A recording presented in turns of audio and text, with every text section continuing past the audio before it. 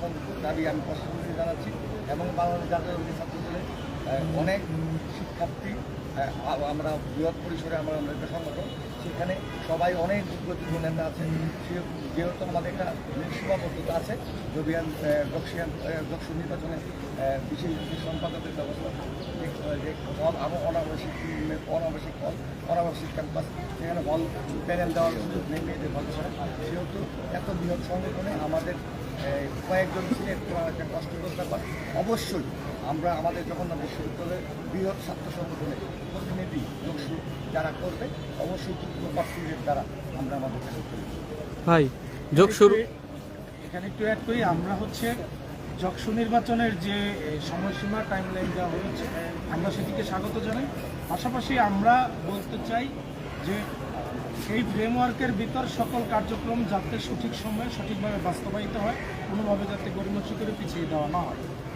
পাশাপাশি আমরা বলতে চাই যে শিক্ষার্থীদের যে প্রাণের দাবি আমাদের আবাসন ভাতা, অনেক শিক্ষার্থী মতামত দিয়েছেন যে যকসুর আগে অবশ্যই যেন আমাদের আবাসিক ভাতা বাস্তবায়ন করা হয়। আমরা সেই দাবিকে অত্যন্ত গুরুত্বের সাথে নিয়েছি। সেই গুরুত্বের সাথে দাবি নিয়ে আজকে আমরা আপনাদের সাথে সংবাদ সম্মেলনে আমাদের শিক্ষার্থীদের পক্ষে সেই অবস্থানকে স্পষ্টভাবে জানান দিচ্ছি। পাশাপাশি আমাদের বড় সংগঠন অনেক প্রার্থী রয়েছে, অনেক যোগ্য প্রার্থী রয়েছে, তাদেরকে নেতৃত্ব বিকাশের জন্য এবং আরও বেশি জোরালোভাবে শিক্ষার্থী বান্ধব হওয়ার জন্যে আমরা বিভিন্ন কর্মসূচি গ্রহণ করব। এর মাধ্যমে যে নিজেকে প্রমাণ করতে পারবে আমরা নিরপেক্ষভাবে তাকে সমর্থন দেব। ভাই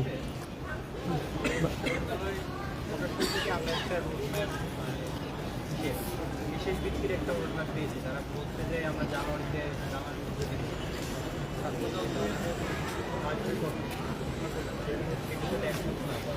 আমাদের এর আগে শিক্ষার্থীরাও দাবিতে আন্দোলন করছে। তো এক্ষেত্রে আসলে আমাদের মতামত হচ্ছে আমরা এখানে প্রশাসন যে রুটম্যাপ দিয়েছে সেখানে আমাদের 70% ভাতার নিশ্চিতকরণে যে সুস্পষ্ট উপাত্ত সেটি দেয়নি, যে কারণে আমরা এটিকে সন্দেহের চোখে দেখছি এবং আমাদেরকে কত পার্সেন্ট দেওয়া হবে, কিভাবে দেওয়া হবে এটি আমাদের কাছে স্পষ্ট নয় এবং এটি আমরা সাধারণ শিক্ষার্থীদের কাছে বিভিন্ন মতামতের ভিত্তিতে জেনেছি, তারাও এই বিষয়টা নিয়ে সন্তুষ্ট না। সুতরাং ছাত্রদল যেহেতু সকলের দাবির পক্ষে কাজ করে, আমরা সেজন্যে এই দাবি নিয়ে আপনাদের কাছে এসেছি। আর জুলাই 1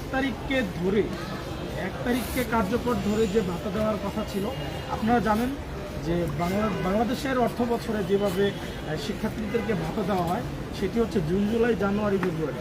তো আমাদের কোনোভাবে এটিকে জুন, জুলাই ধরে আমাদের শিক্ষার্থীদের ভাতা দেওয়া যায় কিনা সে জায়গায় আমরা জোরালোভাবে আবেদন জানাচ্ছি এবং এই জন্যই আমাদের এই আন্দোলন বা আমাদের বিভিন্ন দাবির পক্ষে কথা বলা।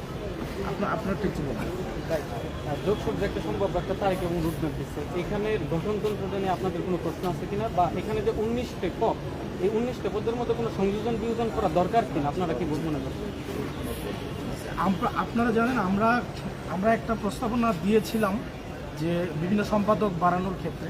একটা হচ্ছে বিশেষ চাহিদা সম্পন্ন শিক্ষার্থী বিষয়ক সম্পাদক, স্বাস্থ্য বিষয়ক সম্পাদক, মুক্তিযোদ্ধা বিষয়ক সম্পাদক, বিজ্ঞান ও প্রযুক্তি বিষয়ক সম্পাদক, আইন ও মানবাধিকার বিষয়ক সম্পাদক, তারপরে মিডিয়া বিষয়ক সম্পাদক।